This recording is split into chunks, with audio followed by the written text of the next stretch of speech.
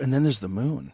And then the moon's weird too. The moon's really weird. The moon's super weird. The size of the moon directly corresponding, like when it's in orbit with the sun, completely blocks out the sun perfectly. It's 1/400th the size of the sun, and it's 400 times closer to the Earth than the sun. You never see the dark side, which is very weird. It's actually, I believe it's closer to the Earth than what you would normally expect for a moon. And it's huge. It's huge. You have cultures actually talking about a pre-moon period and it's stabilizing the climate. You have the Zulu cultures talking about this. And then here's the weirdest stuff about the moon. Apollo 11, I believe, when the booster took off on the moon, they were like, "Oh, we think it might be hollow," and it's it seems like actually the outer layer of the moon is less dense, or sorry, is more dense than lower layers, which pattern matches only to an excavation site. That's obviously in Earth, the lower you go, it's more dense, right? And so Apollo 12, they intentionally crashed the booster of the lunar vehicle onto the moon. They put seismometers there, and they said that it rang like a bell. This is all fact. You could look all of this stuff. It's super weird. It is really weird. I know you did an episode about that with Randall Carlson. Love Randall Carlson. Yeah, he's got some wild fucking theories too. But the idea that the moon was somehow another place there to stabilize our atmosphere is so crazy. It is crazy. And then you obviously have to sort of think in probabilities all the way down. Lowest probability, craziest thing is Ingo Swann, who is another remote viewer in the Stargate program. He wrote a book called Penetration, where he's basically like abducted by this guy in a suit, like this kind of Men in Black style guy named Axelrod. And he is told to remote view the moon.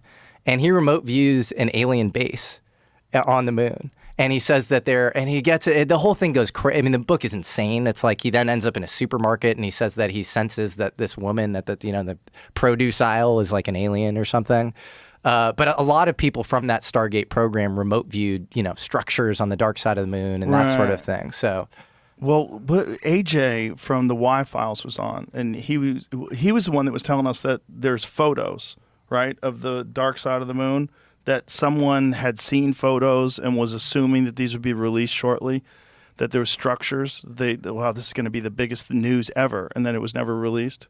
Are you talking about maybe Carl Wolf? Is that what it was? Who was taken to, this is all his claims, and he died in a freakish bike accident a little after saying this.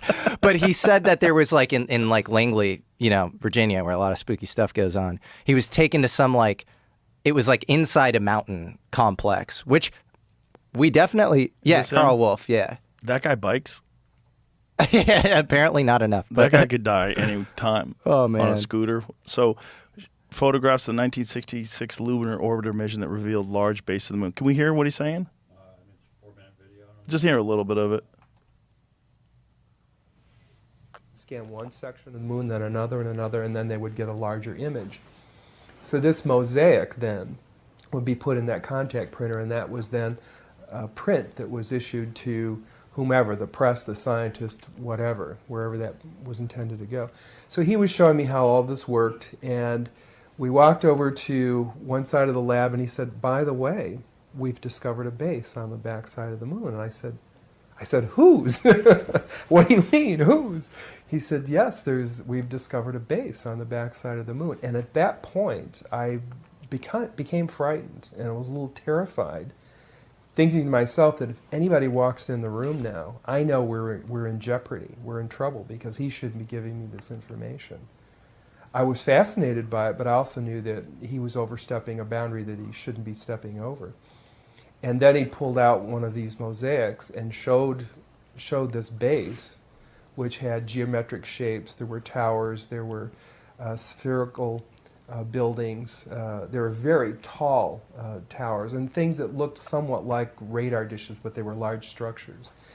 So I didn't say any more to him because I was concerned again that somebody was going to come in at any moment, would catch us having this conversation, and we would be in real trouble. I realized that he was telling me this information because he didn't have anybody else to talk to. Now, probably in that laboratory, he was probably one of the few enlisted people, and he was a worker bee. And he had a high-level security clearance, obviously, but he couldn't share that information with anybody else. And in those days, we didn't. When you had your security clearance, you took it seriously. It isn't like today where people don't take these things seriously. We had a different set of morals and ethics and values. That's the way we were raised, and we stayed bound by those agreements. So it was rare that someone would do something like this, but this fellow and I were the same rank. I think he was very distressed. He had the same pallor and demeanor as the scientists outside the room. They were just as concerned as he was, and he needed to discuss it with somebody. So that was the end of it right there. I didn't take it any further than that. I just filed it away. But the interesting thing, every day that I went home, I would think to myself, I can't wait to hear about this on the news, And, so I'd turn on the TV and I'd look at the news to see if they're going to announce, we've discovered a base on the backside of the moon, being really naive, And, of course, here it is 30-some years later, and we still haven't heard about it. Whoa. Pretty crazy. Yeah, but then there's the question of disinformation, right? Like, you could conceivably give people a bunch of nonsense and tell them about it, knowing that some of it is going to leak, and it's going to and it won't be verified, and it's going to make this whole story seem even more ridiculous and make people less likely or reluctant to study it. Totally. And in his case, he says that he was in this, mountain base or whatever, where all of the world's nations were working together as part of some collegial UN style space program or whatever. So that to me might be a little, beyond the pale. And I'm glad you made that point, because that is ufology 101. And I've heard you be incredibly exhausted and frustrated at UFO disclosure. And I think that is the reasonable response. It is limited hangouts on limited hangouts. It's just, we're going to give you a little bit, but we're also going to sprinkle in some falsities and some bullshit. We're going to stigmatize it. And it kind of works because it creates this initiation path for recruiting if there are any of these programs. It widens the surface area. It both conditions the populace, but also stigmatizes the thing and makes it seem like kind of a joke. And so I think if you are not viewing modern disclosure through that kind of hermeneutic lens of interpretation, and you were just taking it, accepting it, imbibing it wholeheartedly, prima facie, I think you are in trouble. Yeah.